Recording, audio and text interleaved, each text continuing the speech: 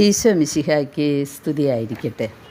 പ്രിയ കൂട്ടുകാരെ, ഇന്ന് മാതാവിൻ്റെ പല പ്രത്യക്ഷീകരണങ്ങളിലും മാതാവ് കൊടുത്ത ഒരു സന്ദേശം വാഴ്ത്തപ്പെട്ട അന്ന മരിയ തായ്ജിയുടെ പ്രവചനങ്ങളിലൂടെ വന്നിട്ടുള്ള ഒരു സന്ദേശമാണ് ഞാൻ നിങ്ങളോട് പരിചയപ്പെടുത്താൻ പോകുന്നത്.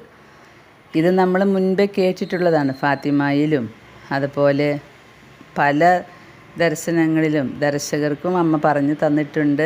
ഇങ്ങനെ ഒരു 3 ദിവസത്തെ അന്ധകാരത്തെക്കുറിച്ച്, 3 days ഓഫ് ഡാർക്ക്നെസ്. ഇത് വാഴ്ത്തപ്പെട്ട അന്ന മരിയ തായ്ജിയുടെ പ്രവചനങ്ങളിലെ ഏറ്റവും മികച്ച, ഏറ്റവും അധികം ചർച്ച ചെയ്യപ്പെട്ട ഒന്നാണ് കേട്ടോ. ഞാനിത് ഇത്രയും കൃത്യമായി പറയുന്നത് ചേച്ചിയുടെ തോന്നലോ സന്ദേശങ്ങളോ ദർശനങ്ങളോ അല്ല. ഇത് വാഴ്ത്തപ്പെട്ട അന്ന മരിയ തായ്ജിയുടെ പ്രവചനമാണ്. ഈ അന്ന തായ്ജി, മരിയ തായ്ജിയുടെ ഈ 3 ദിവസത്തെ അന്ധകാരം, അതായത് ലോകാവസാനത്തിൻ്റെ ആ നാളുകളിലാണിത് സംഭവിക്കുക എന്നാണല്ലോ നമ്മളെല്ലാം കേൾക്കുന്നത്. ഈ പ്രവചനം, ഇതിനെക്കുറിച്ച് വാഴ്ത്തപ്പെട്ട അന്ന പറയുന്നത്, ലോകത്തിലെ തിന്മകൾ വർദ്ധിക്കുമ്പോൾ ദൈവം നൽകുന്ന ഒരു മുന്നറിയിപ്പ് അല്ലെങ്കിൽ ശുദ്ധീകരണമായിട്ടാണ് ഇതിനെ അവർ കണ്ടത്. ലോകത്തിലെ തിന്മകൾ നിറയുമ്പോൾ നമുക്കൊന്ന് ചിന്തിച്ചാൽ മനസ്സിലാക്കാം. നോഹയുടെ കാലത്തും അങ്ങനെ തന്നെയല്ലേ ഉണ്ടായത്. ലോകത്ത് തിന്മ നിറഞ്ഞപ്പോൾ ദൈവം ലോകത്തെ നശിപ്പിച്ചു, നന്മയുള്ളവരെ മാത്രം നിലനിർത്തി. ആ പ്രൊസീജിയർ മാത്രം തന്നെയാണ് വീണ്ടും വരിക എന്നാണ് ഞാൻ മനസ്സിലാക്കുന്നത്. എത്ര ഭീകരമായിട്ടുള്ള പ്രവചനങ്ങളും അഗ്നി വരും, ഭൂകമ്പം വരും എന്നൊക്കെ കേൾക്കുമ്പോഴും നന്മ ചെയ്യുന്നവർ ഒട്ടും ഭയപ്പെടേണ്ട. കാരണം ഇതിലൂടെയൊക്കെ ദൈവം ആഗ്രഹിക്കുന്നത് നമ്മുടെ ജീവിതക്രമം മാറ്റി ദൈവഹിതം, ദൈവത്തിൻ്റെ ഇഷ്ടം മാത്രം നമ്മുടെ ജീവിതത്തിൽ പ്രാവർത്തികമാക്കാൻ വേണ്ടിയാണ്. ദൈവത്തിൻ്റെ മുമ്പിൽ എളിമപ്പെട്ട് പ്രാർത്ഥനയോടെ മറ്റുള്ളവരെ സ്നേഹിച്ച്, സ്നേഹമാണ് സർവപ്രധാനം. സ്നേഹത്തിൻ്റെ തൂക്കുകട്ട വെച്ചാണ് അന്ത്യവിധി നടക്കുക. ഇത്രയേ ഉള്ളൂ ഇതിൻ്റെ ചുരുക്കം. പിന്നെ പലർക്കും പല രീതിയിൽ ഈ സന്ദേശങ്ങളും ദർശനങ്ങളും കൊടുക്കുന്നു. അതെല്ലാം കൂട്ടി യോജിപ്പിക്കുമ്പോൾ നമുക്ക് മനസ്സിലാകുന്ന സത്യം, സ്നേഹം, എല്ലാവരെയും സ്നേഹിക്കുക. അങ്ങനെ സ്നേഹിച്ച് ജീവിച്ചാൽ എന്ത് അന്ധകാരമായാലും, ഭൂമി പിളർന്നു പോയാലും, പരിശുദ്ധ അമ്മ പറഞ്ഞിട്ടുണ്ട്, അതുപോലെ ഈശോ സഹദാശിയോട് പറഞ്ഞിട്ടുണ്ട്, നിങ്ങളാരും ഭയപ്പെടേണ്ട, നന്മ ചെയ്യുന്നവരാരും ഭയപ്പെടേണ്ട, ഈശോയുടെ രാജ്യത്ത് നമ്മൾ സുഗമമായി എത്തിച്ചേരും. വാഴ്ത്തപ്പെട്ട അന്ന മരിയയ്ക്ക് കൊടുത്ത വിവരണങ്ങൾ ഇങ്ങനെയാണ്. ഭൂമി മുഴുവൻ 3 പകലും 3 രാവും നീണ്ടു നിൽക്കുന്ന കനത്ത ഇരുട്ടിലാകും. സൂര്യപ്രകാശമോ ചന്ദ്രപ്രകാശമോ നക്ഷത്ര വെളിച്ചമോ ഉണ്ടാകില്ല. ഇത് എന്തിനാണ് ഇങ്ങനെ ദൈവം ഉണ്ടാക്കുന്നത്? സഭയെയും ലോകത്തെയും തിന്മകളിൽ നിന്ന് ശുദ്ധീകരിക്കുന്ന ഒരു പ്രക്രിയയായിരിക്കും ഇത്. അപ്പോൾ തിന്മയെ ശുദ്ധീകരിക്കാനാണ് ഇങ്ങനെയുള്ള കാര്യങ്ങളൊക്കെ ഉണ്ടാകുന്നത്. അപ്പോൾ നമ്മൾ തിന്മ ചെയ്തില്ലെങ്കിലോ നമ്മളിൽ ആ ശുദ്ധീകരണം ഉണ്ടാകില്ല, നമ്മളെ ഇതൊന്നും ബാധിക്കില്ല. വാഴ്ത്തപ്പെട്ട അന്ന പറയാണ്, ഈ സമയത്ത് വെളിച്ചം നൽകാൻ സാധിക്കുന്നത് ആശീർവദിച്ച മെഴുകുതിരികൾക്ക് മാത്രമായിരിക്കും. വൈദ്യുതി വിളക്കുകളോ മറ്റ് കൃത്രിമ വെളിച്ചങ്ങളോ പ്രവർത്തിക്കില്ല. മറ്റൊരു ദർശനത്തിൽ ഞാൻ അറിഞ്ഞു, ഈ വാഴ്ത്തപ്പെട്ട മെഴുകുതിരികൾ വാങ്ങി വെച്ചിട്ട് നമ്മൾ നന്മ ചെയ്തിട്ടില്ല, ഈ മെഴുകുതിരി കത്തിച്ചാൽ മതി എന്ന് വിചാരിച്ചാൽ ആ മെഴുകുതിരികൾ അവിടെ കത്തില്ല. അതേസമയം ഇനിയിപ്പോൾ നമ്മുടെ കയ്യിൽ ആ വെഞ്ചരിച്ച മെഴുകുതിരികളില്ലെങ്കിലോ, നമ്മൾ പൂർണ്ണമായും നന്മ ചെയ്തിട്ടുണ്ടെങ്കിലോ ദൈവം തന്നെ നമുക്ക് പ്രകാശം തരും. അപ്പോൾ പ്രാധാന്യം അർഹിക്കുന്നത് നമ്മുടെ ജീവിതം മാറ്റണം എന്നുള്ളതാണ്. അന്ന മരിയ പറയുന്നു, വിശ്വാസികൾ പരിഭ്രാന്തരാകാതെ ഇരിക്കാൻ ചില കാര്യങ്ങൾ പറയുന്നു. ഒന്നാമത്തെ കാര്യം, അന്ന് 3 ദിവസം വീടിനുള്ളിൽ കഴിയുക.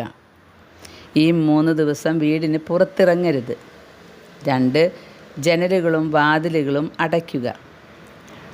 3, പുറത്തെ കാഴ്ചകളൊന്നും കാണാൻ ശ്രമിക്കരുത്. അതായത് ജിജ്ഞാസ വേണ്ട. ജനലുകളെല്ലാം തുണി ഉപയോഗിച്ച് മറയ്ക്കണം. ഇത് നോഹയുടെ കാലത്ത് നോഹയ്ക്ക് കൊടുത്ത നിർദ്ദേശം പോലെ തന്നെ. അന്ന് അങ്ങനെയുള്ള നിർദ്ദേശങ്ങളായിരുന്നു, ഇപ്പോൾ ഇങ്ങനെയുള്ള നിർദ്ദേശങ്ങൾ. 3 പറയുന്നു, ജപമാല ചൊല്ലിയും ദൈവത്തോട് കരുണ അപേക്ഷിച്ചും സമയം ചെലവഴിക്കണം. ഈ 3 ദിവസത്തെ ഇരുട്ടിന് ശേഷം ഒരു വലിയ മാറ്റമുണ്ടാകും എന്നും അവർ പറഞ്ഞു. ഇരുട്ട് മാറി സൂര്യൻ ഉദിക്കുമ്പോൾ ഭൂമി സമാധാനപൂർണമാകും. മാലാഖമാർ വരും. പ്രകൃതിയും ലോകവും വീണ്ടും പഴയതുപോലെ സുന്ദരമാകും. സഭ കൂടുതൽ ശക്തിപ്പെടുമെന്നും ആളുകൾ വിശ്വാസത്തിലേക്ക് മടങ്ങി വരുമെന്നും അവർ പ്രവചിച്ചു. പ്രിയ കൂട്ടുകാരെ, ഇത് പല പ്രവചനങ്ങളിലും പല വിശുദ്ധരായ ആളുകളോടും ഈശോയും മാതാവും പറഞ്ഞിട്ടുള്ളതാണ്. അപ്പോൾ ആ ഒരു പ്രഭാതം ശരിക്കും സ്വർഗമായി മാറും. ഈ ഭൂമി പളുങ്ക് കടൽ പോലെയായിരിക്കും. ഒരു വൃത്തികേടുമില്ലാത്ത ശുദ്ധമായ കടലും കായലുകളും പുഴകളും ഭൂമിയും പ്രകൃതിയും എല്ലാം ദൈവം തൊട്ട് മാലാഖമാരെ അയച്ച് വിശുദ്ധീകരിക്കും. പിന്നെ പിതാവും നമ്മളും ഒന്നിച്ച് വസിക്കും. ഇതാണ് ഈ പ്രവചനത്തിൻ്റെ അവസാനം. അതായത് പുതിയ ജെറുസലേം, പുതിയ പറുദീസ അങ്ങനെയായിരിക്കും. ആദ്യം ദൈവം എങ്ങനെ ഭൂമി സൃഷ്ടിച്ചോ അതുപോലെ. കത്തോലിക്ക സഭ ഇങ്ങനെയുള്ള സ്വകാര്യ വെളിപാടുകൾ, അതായത് പ്രൈവറ്റ് റിവലേഷൻസ് വിശ്വസിക്കണമെന്ന് ആരെയും നിർബന്ധിക്കുന്നില്ല. കാരണം അത് വിശ്വാസ സത്യമല്ല, അത് സ്വകാര്യ വെളിപാടുകളാണ്. പക്ഷേ ഈ വാഴ്ത്തപ്പെട്ട അന്ന മരിയായുടെ വിശുദ്ധമായ ജീവിതവും അവരുടെ മറ്റു പല പ്രവചനങ്ങളും കൃത്യമായി നടന്നതിനാൽ വിശ്വാസികൾക്കിടയിൽ ഈ പ്രവചനത്തിന് വലിയ പ്രാധാന്യമുണ്ട്.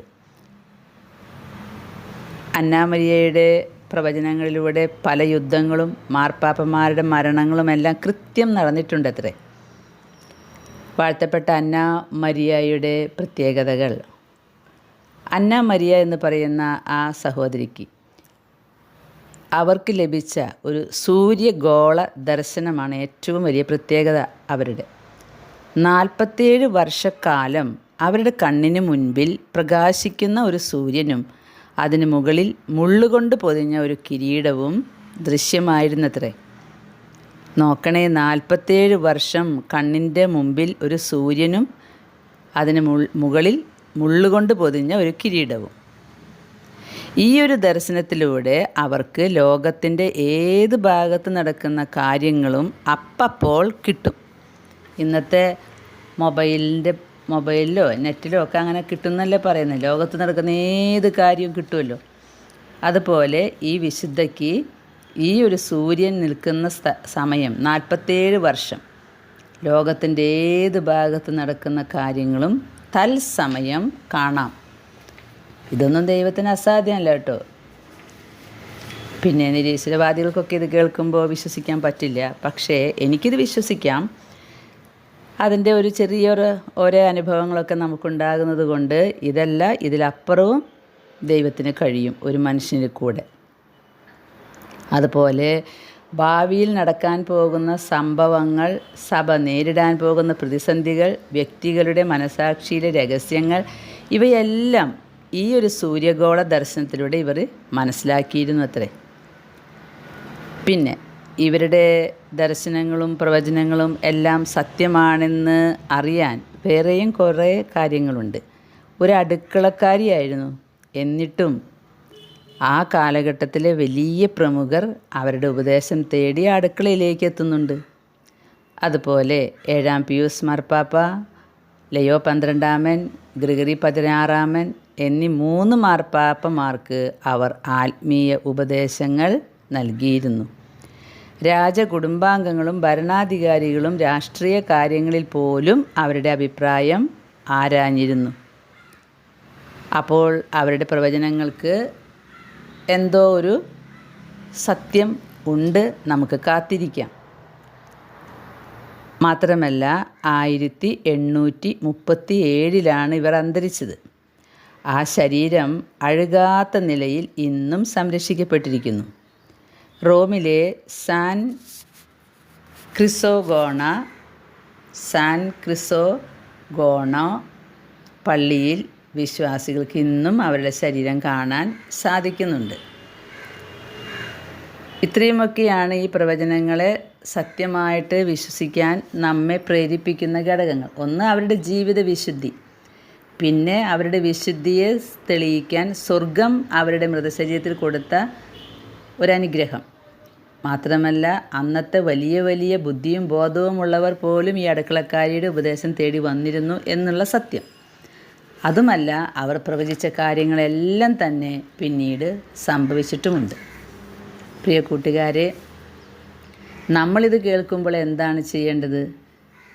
ഭൂമി മുഴുവൻ ഇരുട്ട് വരും, 3 ദിവസത്തെ ഇരുട്ട് വരുമെന്ന് പറയുന്നു.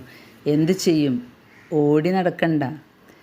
ചിലപ്പോൾ ഈ 3 ദിവസത്തെ ഇരുട്ട് എന്ന് പറയുന്നത് 3 വർഷത്തെ എന്തെങ്കിലും പ്രശ്നങ്ങളോ അങ്ങനെയൊക്കെ ആവാനും സാധ്യതയുണ്ട്. പക്ഷേ ഇത് അക്ഷരാർത്ഥത്തിൽ തന്നെ ഇരുട്ടാണ് എന്നാണ് പറഞ്ഞിരിക്കുന്നത്. അത് പല പ്രവചനങ്ങളിലും അത് പറഞ്ഞിട്ടുണ്ട് തന്നെ. നമുക്ക് ഒരുങ്ങിയിരിക്കാം. എങ്ങനെയാണ് ഒരുങ്ങുക? ഞാൻ അന്നൊരു പാട്ട് പറഞ്ഞില്ലേ, ഒരുങ്ങിയിട്ടുണ്ടോ ഒരുങ്ങിയിട്ടുണ്ടോ വിശുദ്ധി തൻ പടവുകൾ തികച്ചങ്ങ് പോകാൻ. വിശുദ്ധിയുടെ പടവ് തികയ്ക്കണം. ഈ പ്രവചനങ്ങളും ഈ ലോകാവസാനത്തിൻ്റെ കാര്യങ്ങളും എല്ലാം ഇങ്ങനെ പറയുന്നതിൻ്റെ ഏക ലക്ഷ്യം, ഇപ്പോഴത്തെ ജീവിതത്തിൽ കറകളുണ്ടെങ്കിൽ, ചതിയുണ്ടെങ്കിൽ, വഞ്ചനയുണ്ടെങ്കിൽ, മാപ്പ് പറഞ്ഞിട്ടില്ലെങ്കിൽ, ജഡിക പാപങ്ങളുണ്ടെങ്കിൽ, ആസക്തികളുണ്ടെങ്കിൽ എല്ലാം മാറ്റി ദൈവത്തിനോട് മാപ്പ് പറഞ്ഞ് ദൈവത്തിനു മുമ്പിൽ ദൈവത്തിൻ്റെ ഇഷ്ടമനുസരിച്ച് ജീവിക്കാൻ തുടങ്ങണം. പരസ്പരം സ്നേഹിക്കണം, ദൈവത്തെയും സ്നേഹിക്കണം. അതാണ് ഏറ്റവും പ്രധാനമായ കാര്യം. ഇത് ജീവിതത്തിലേക്ക് കൊണ്ടുവരാനാണ് ഈ അവസാന കാലങ്ങളിലേക്ക് വെച്ചിരിക്കുന്ന പ്രവചനങ്ങളൊക്കെ നമ്മളിപ്പോൾ എടുത്ത് പറയുന്നതും മനുഷ്യരെ അറിയിക്കുന്നതും. ഒരേ ഒരു ലക്ഷ്യം മാത്രമേ ഉള്ളൂ, സ്നേഹത്തിലധിഷ്ഠിതമായ ജീവിതം നയിക്കുക. എല്ലാം സ്നേഹത്തോടു കൂടെ ചെയ്യണം. സ്നേഹമുണ്ടെങ്കിൽ കള്ളവില്ല, ചതിയില്ല, കൊലപാതകമില്ല, ബലാത്സംഗമില്ല, പറ്റിക്കൽസില്ല, ഒന്നുമില്ല. അപ്പോൾ ഏറ്റവും ആദ്യം വേണ്ടത് 1 കൊറിന്തോസ് 13 പറയുന്നത് തന്നെ സ്നേഹമാണ്. സർവർക്കിഷ്ടം. 10 കൽപ്പനകളിലെ ഏറ്റവും വിശിഷ്ടമായ കൽപ്പന പൂർണ്ണ ഹൃദയത്തോടെ ദൈവത്തെ സ്നേഹിക്കുക, നമ്മുടെ ചുറ്റുമുള്ളവരെയും സ്നേഹിക്കുക. പ്രിയ കൂട്ടുകാരെ, നമുക്ക് ഈ 3 ദിവസത്തെ അന്ധകാരത്തെക്കുറിച്ച് കേൾക്കുമ്പോൾ ഇങ്ങനെ ഒരുങ്ങാം. ഓരോ ദിവസവും ഓരോ മിനിറ്റിലും ദൈവമേ എന്നിൽ നിന്നും എന്തെങ്കിലും പാകപ്പിഴകൾ, സ്നേഹത്തിൻ്റേതല്ലാത്ത എന്തെങ്കിലും ഒരു നോട്ടം, ഒരു സംസാരം, ഒരു ചിന്ത വന്നിട്ടുണ്ടോ? വരല്ലേ കർത്താവേ. അങ്ങനെ പറഞ്ഞ് നമുക്കിപ്പോഴേ ഒരുങ്ങാം ഈ 3 ദിവസത്തെ അന്ധകാരത്തിന് വേണ്ടി. അപ്പോൾ നമ്മുടെ കയ്യിൽ മെഴുകുതിരികളില്ലെങ്കിലും നമ്മുടെ മെഴുകുതിരി വീട്ടിൽ പ്രകാശം ഉണ്ടാവും. ഇനി നമ്മൾ എത്ര വാഴ്ത്തപ്പെട്ട മെഴുകുതിരി വാങ്ങി വെച്ചാലും നമ്മൾ സ്നേഹത്തിലധിഷ്ഠിതമായ ജീവിതമല്ല നയിച്ചതെങ്കിൽ ആ മെഴുകുതിരി കത്തില്ല. നമുക്ക് ഈ പ്രവചനങ്ങളും ഈ മുന്നറിയിപ്പുകളുമൊക്കെ ശ്രദ്ധിക്കാം. എന്നിട്ട് ജീവിതത്തെ ഒന്ന് മാറ്റി രൂപപ്പെടുത്തിയെടുക്കാം. ദൈവം നമ്മെ അനുഗ്രഹിക്കട്ടെ. ആമേൻ.